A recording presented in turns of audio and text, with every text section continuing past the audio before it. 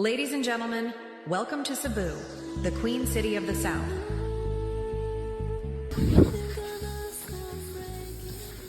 First stop, Kubkawa Peak. Saba. Pay, tungas na pod. Ito ang puno ng di ko alam. Tanaw lang ta sa view.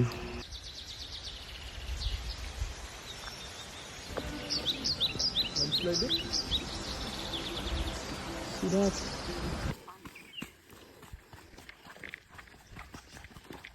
Pinako, nag-unam lagi tiyan. Di mo na mao. Sa'yo pang stands. Taro nga. Favorite spot ni Rickmar. Rickmar eh. Ay ding, ganahan ka Diyos ko ano? Inom ka Coke? After stopover ila Kuya Franklin na nata sa Lake Luwilier. Pero kay Bisaya man ta tawagon nanta ni siya Lake Luwilier.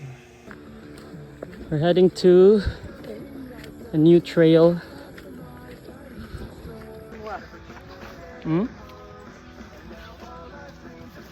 Pana, murag 4? Hike ginagmay.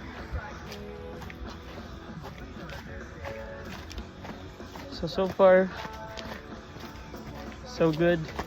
We are now at, we're now down to our 7th kilometer. Pero wala, kalayo kami.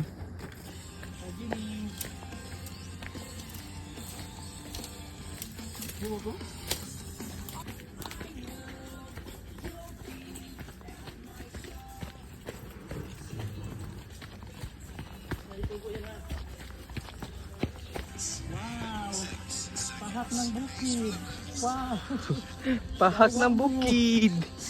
Wow, yawa mo, pahak ng bukid. Ang mga pahak sa mga kapili. Lo. Kahadlok. Nagpahak ka na sa mga animal. So diri tuyo ka, wagi ka ng daan na quarry site, then ka ng daan sa kilid. Okay. Oh, dito mi sa kuan. Og di na mo agi og lake. Nay lakuranan dito. O kati katong murag ano, katong sa may gibiyaan no. Katong kanang nay kampinganan dira ba? Panay naninda diha no. O kato sa kato bang kato tong gituyukan ba? O kato sa gibiyaan. Kanang gi kana likuranan, naam nay nakabantay kana nay ulingan. Oo, uling gamay. O kana padulog na. Lapusan Ah, so ride sila diri pa dong saka diri ana or dito sa kuan quarry. kana ni. Ngo tungas ito. Ah, Ako ba sa gikas pulang bato tungas dito. Uban nga rin tungas. lindot. Kumusta ang new trail? Da. Kapuya. Dalhon mo na mo diri sunod. Daghantang maamong. Ah, gaba. Ano nag-hike kay bawang kawan nun? Oh my god.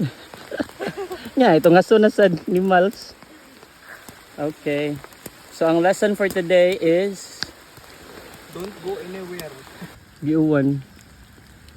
Ba't nindot dire kampingan? Na si Jollibee. And this is my view right now.